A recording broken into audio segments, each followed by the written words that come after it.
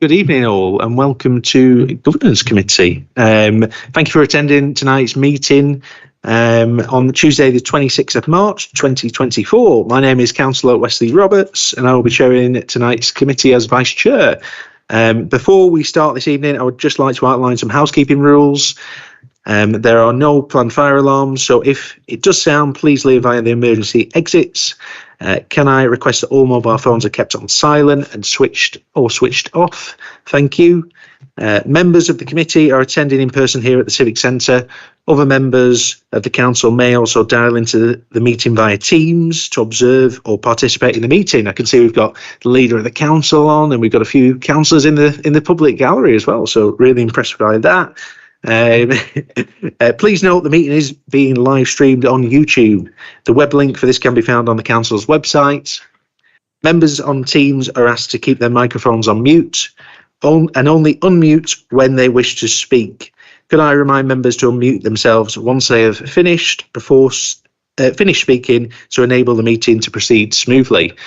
So before we start, can we do some introductions, starting with on the left?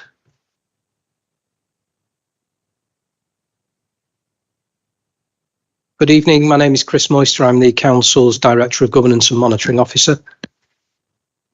Good evening, my name is Louise Mattinson. I'm the Director of Finance and the Section 151 Officer. Dawn Highton, Head of Audit and Risk. Jackie Murray, Senior Auditor. I'm Gail Wootton, I'm the Council's Director of Planning and Property. Councillor Peter Pillinger, good evening. Councillor Margaret Smith, I'm New Longton and Hutton East. Councillor Angela Turner, Penworth and Broadoak. Claire Gornall, Democratic Services Officer. Councillor Elaine Stringfellow, substituting for Councillor Sharples tonight. Thank you very much. And in terms of apologies, I'll pass over to Claire. Thank you, Chair. Yeah, we have apologies from Councillor Sharples, and Councillor Stringfellow is here substituting for Councillor Sharples. Would I offer the apologies of Councillor Damien Betherton, and unfortunately we don't have any substitutes because one's got a parents' evening and the other one's on business in London. So that doesn't sound as fun as Governance Committee, but thank you very much for letting us know, Councillor Smith. We'll move on to agenda item 2, declarations of interest. Does anybody on committee have any interest to declare? Okay, that's all good. No interest to declare. In terms of, we'll move on to agenda item number 3, which is the minutes of the last meeting. I have the minutes of the last meeting in front of me for approval. Are there any points of accuracy on the minutes anyone would like to raise? Okay. Is someone willing to propose the minutes? Thank you, Councillor Pillinger. And a seconder? Thanks, Councillor Turner. And if we can raise our hands if we approve the minutes. That is, but you can't vote anyway, can you? That is, well, unanimous, but there's only 3 of us that can vote on it anyway, I think, from last meeting. Okie doke. Right, let's crack on to the main agenda items. So agenda item 4, which is key contracts and partnership paper. Members are advised that this item can be found starting on page 7 of the main agenda pack. And I'm going to hand over to Caroline Wolfton, who is the Director of Change and Delivery. She's dialed in on Teams to present this item. And also in attendance, we have got another Caroline, which is Caroline Winstanley, who is the Transformation and Change Team Leader, who is also on call. So I'll pass over to the first Caroline. Thank you, Chair. Good evening to members of the committee. Sorry, I'm not there in person. Can everybody hear me? Okay. Yes. Yeah, we can hear you. That's brilliant. Thank you. Yes, so this evening I'll be presenting to the committee the key contracts and partnerships framework that's recently been refreshed with an ask that we approve to recommend to go to Cabinet. So the framework sets out monitoring arrangements for contracts and partnerships that we think should be subject to additional scrutiny because of their significance. So when we talk about key contracts contracts and partnerships, they're deemed significant based on the financial value or the length or the impact on the council, objectives on service delivery, or the level of risk that they might pose. So an internal audit review was carried out and concluded that the South Ribble framework would benefit from refreshing. At the same time, the Chorley framework was also audited, and it was agreed that given the similarities across the existing frameworks, it made sense to implement a shared framework.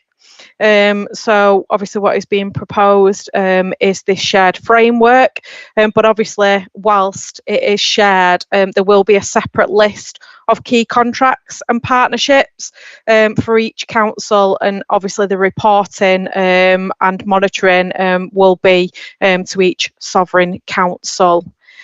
The key components of the framework include the process and criteria for identifying contracts and partnerships, the governance arrangements around risk management, data sharing and business continuity, monitoring arrangements to senior management team, but also to executive cabinet annually. And it is tied into our risk management approach and system. So obviously we include the key contracts and partnerships on our GRACE system.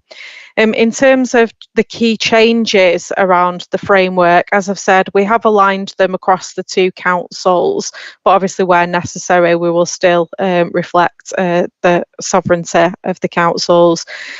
We've implemented a criteria checklist, which is to obviously monitor like whether it is a key contract or a partnership, and to support officers in deciding whether it is significant or not. We've also made clear what the roles of officers are in following the framework, and the governance checklist and process allows for spot checks so that there will be assurance that there is effective governance around the framework. Once the new framework is established, obviously we'll be looking to review the current list of contracts and partnerships to make sure that they meet the criteria, and we want to obviously also ensure that our staff are clear about their role in embedding this framework. So we'll be looking to obviously offer training and support going forward. And those are sort of like the key components of the framework itself. Happy to take any questions from committee members. Thank you very much, Caroline. That was really succinct and helpful. Has anybody on committee got any questions or comments they'd like to make? Councillor Turner, is that your micro? Do you want to speak? All right, there we go. Sorry, thanks. Hi, I'd just like to refer you to page 8, paragraph 10. You say the council is involved in many contracts and partnerships with many different partners. The framework differentiates the level of governance and risk management required based on the following criteria. You list out there as the first one, their financial value. Sorry, I'm a bit confused here. Is that the financial value of the contract, or whatever the contract stroke prices? Yes. Right. And do you take into consideration what is that financial value? Is it fixed? Is it estimated? So what is it? Yeah, no, it's a good question, Councillor Turner. So Annex A, page 17, it goes through the criteria, and financial is the contract costs the council £100,000 or more per annum. But Caroline, if you want to come in and expand on that, feel free. No, that's right. Thank you. Okay, doke. Anything else, Councillor Turner? Sorry, I don't think I've had my question answered. When you look at financial value, but I'm asking, are you looking at fixed price contracts or estimated contracts, which would be more higher risk? Caroline, do you want to add anything? Yeah, so it'll be the value of the contract that the council is entering into to determine whether it's significant or not, and obviously whether it would be subject to additional scrutiny. Right, because contract values aren't always fixed, are they? Sometimes they're estimates that are subjected to indices over the lifetime of the project. So if you've got a 12-year programme, you're not going to have a fixed price contract, are you? It's going to be an estimated contract subject to indices. I'm just wondering whether you take that into consideration when you quote financial value. Caroline, do you want to come back in? Maybe some of the other indicators around length of contracts might be helpful to discuss. I was just going to ask if the other Caroline wanted to come in, because obviously she's put the framework together and has done all the consultation around this with other officers. Yeah, so it's just to provide some guidance for officers, so it's not sort of a set in stone. If things are slightly different, then we can sort of take some level of sort of discretion and make a decision around whether something's key or not. It's just to provide a little bit more guidance around what we mean when we say key. So if it was something that was an estimate, we could take that into account when we were sort of looking at what we would consider to be key or significant. Okay, thanks. That answers my question. Thank you. Perfect, thanks. Councillor Smith, did you want to ask a question? Your microphone, Councillor Smith. Thanks. It's on page 9 where you've got the list of contracts and partnerships. City Deal. It says to enable growth in South Ribble and Preston by delivering infrastructure to support 17,000 new homes and 620,000 new jobs. I just wondered where you got your 620,000 new jobs from, because the original agreement for City Deal was 17,000 new homes. That is correct, but the estimate of how many new jobs would be created is somewhere between 20 and 30,000. So I don't know where the 620,000 came from. Be nice. And the second one is that further down you've got the local plan, and it says to develop and deliver the Central Lancashire Local Plan for 2024. The local plan is still being developed. Is it for the life of the plan, which would take it to 2040, or is it for when the local plan goes in for submission and is commissioned, which is 2026? I'm unsure of what that means. Good points. Potentially maybe some typos or further explanation that's needed. Do you want to come in, Caroline? Yeah, so these are obviously the existing contracts and partnerships that we've identified. Obviously, as part of the implementation of this framework, we will be looking to review and update those. So obviously, where the descriptions, you've highlighted some incorrect information there, we can obviously review those, but they will be currently taken obviously from our systems. So they will have already been input into our systems and those descriptions provided, but we can look to obviously update those if they are incorrect. It's, to me, just the fact that it is a public document, and I just wondered whether they put an extra note on the 620,000. So I think it would be worth checking to make sure that it's actually accurate when it does actually go out to the general public. And yeah, I think definitely about that local plan needs sorting. Thank you. Good points. Any other points from members of committee? Okay, I'm not seeing anybody. So subject to the few minor, changes that Councillor Smith has alluded to there before it goes on to cabinet, members are asked to approve the key contracts and partnership framework. Is someone willing to propose that? Oh, we've got two at once. So we'll go for Councillor Smith and seconded by Councillor Pillinger. And then if we could raise our hands if we approve that motion. Paper, that's unanimous. Thank you very much. Okay, doke. We're going to move on to agenda item 5. So what we're going to do is we're going to take agenda item 5 and the audit plan, and Dawn's going to talk about that, and then we're going to approve it. Then appendix B will be taken without the press or public. So we will approve the audit plan. I've spoken to the monitoring officer, and then we will go and have a discussion about appendix B. So if we could keep it focused to this paper, but I'll pass over to Dawn. Thank you, Chair. So as you said, the report you have in front of you today is our audit plan detailing the work that we will carry out in between April and September.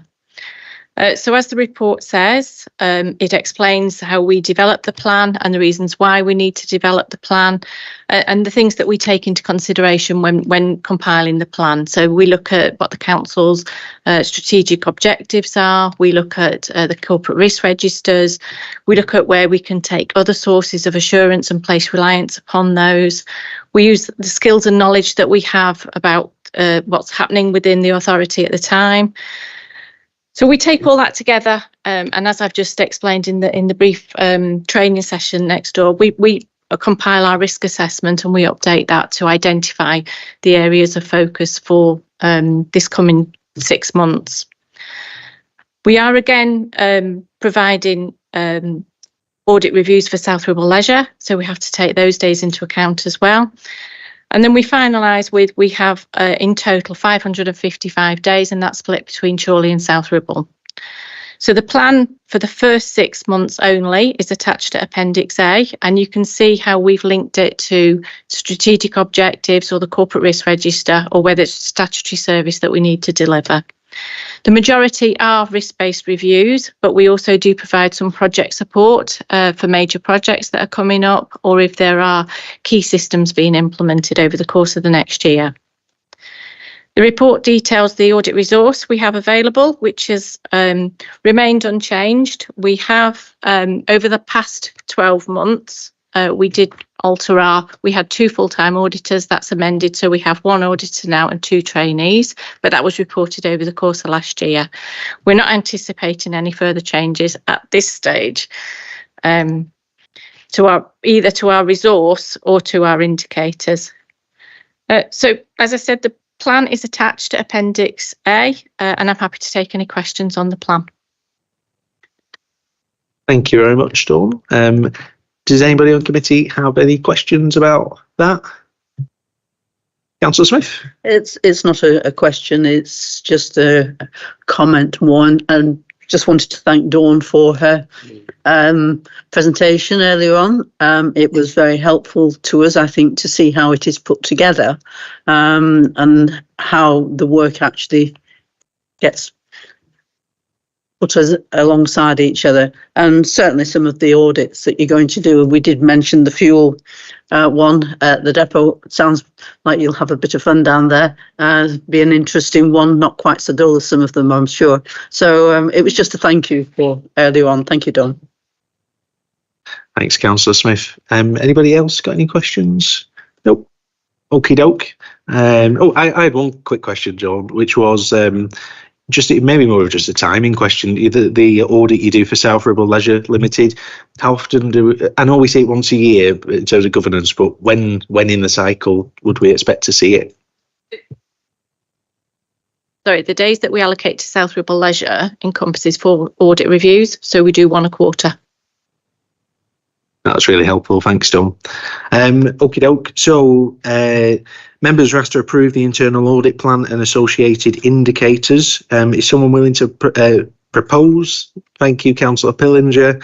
Is someone willing to second? Thank you, Councillor Smith. And by show of hands, if we can take a vote that internal audit plan is approved. It's approved. Thank you unanimously. Just 1 second. Yeah. Okie doke. So we're now going to move on to Appendix B, as explained earlier. Just 1 sec, Councillor. Go on, Councillor Smith. Could I ask, please, the reasons for it being in Part 2? I'm going to explain. So, right. Okay, it is. I think you'd agree it's the sensible way forward. So Appendix B to the report contains restricted information, and therefore we will now consider a proposal to exclude the press and public for this item.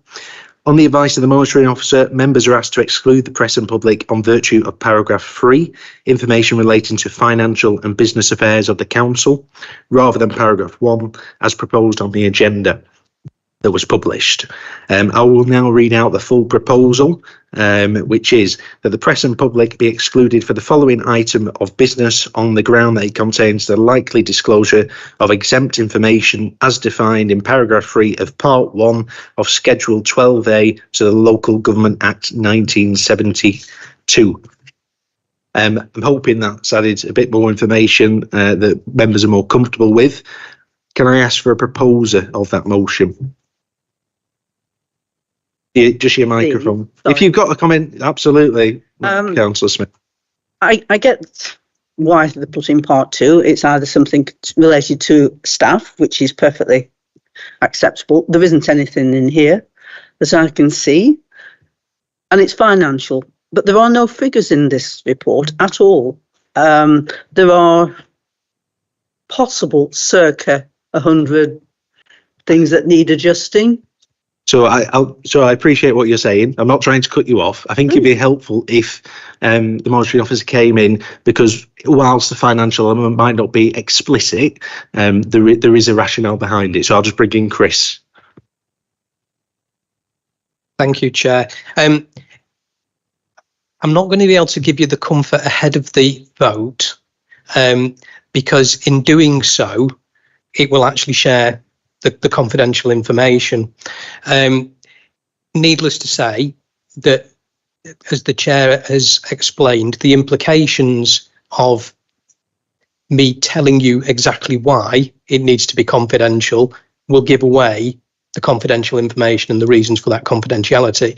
What I would suggest, Chair, is if members are comfortable, if we can exclude press and public for me to provide that explanation, and then you can then consider whether you are satisfied with that explanation as to be grounds to exclude the press and public for Annex B for the consideration of the actual content. That's perhaps a way to do it. I'm more than happy to do that if people across the committee would feel more comfortable with that. Just microphone. I personally think that would be helpful, because if there is something that isn't in this report that you're going to then give to the committee, I think they'll then have to judge whether it should have been in the report or not. But if you give us the explanation, okay, I'm quite happy for you to exclude the press and public at this moment in time. So based on what I've previously read out, is someone able to propose that we exclude the press and public? Thank you, Councillor Pillinger. Is someone able to second it? Thank you, Councillor Stringfellow. So we'll just wait to